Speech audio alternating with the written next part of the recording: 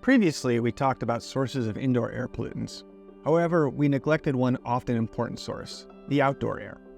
When air flows between the outdoors and indoors in a building, we say that the air is exchanged.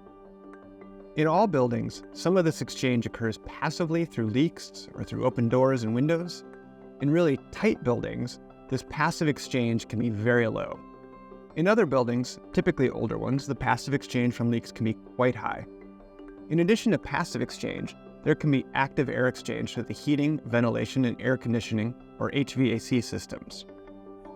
One general and very important strategy to improve IAQ is called ventilation, which involves bringing in outdoor air to displace the indoor air, including any pollutants in that indoor air. However, ventilation is less effective when the outdoor air is itself not clean.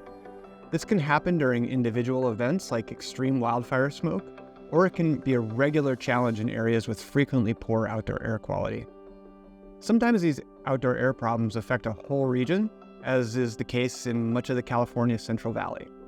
Other times the issues can be very local. For example, if a school or facility is located close to a busy highway, or a major port, or some other industry that produces pollution.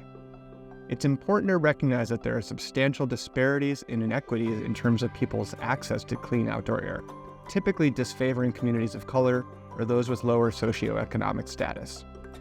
If the outdoor air quality is dirty, it'll be more challenging to produce clean indoor air. The good news is that even in a region with poor outdoor air quality, the indoor concentration of these outdoor pollutants are usually lower than they are outside. This is because many indoor pollutants leave the air and stick to building surfaces as they make their way inside or when they enter the occupied space. Also, many active ventilation systems include filters that can remove some of the particulate matter from the air.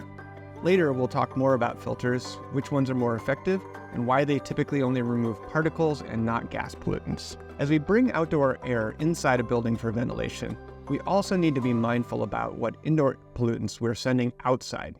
All the chemicals we use every day, such as scented cleaning or personal care products like shampoos or fragrances, collectively add up to have big impacts on outdoor air quality. An example we can see with our eyes is the smoke from wood-burning stoves and fireplaces being emitted from a chimney into the atmosphere. If enough people are using stoves, this can ultimately impact the outdoor air quality for everyone, and that poor outdoor air quality can then re-enter buildings. Does this mean that we should stop ventilating our buildings to help improve outdoor air quality? Absolutely not. That would be horrible for IAQ. And remember that we spend most of our time indoors. However, it does suggest that there are benefits to being more thoughtful about the types of things we do and products that we use to reduce their impacts on both the indoor and outdoor environments.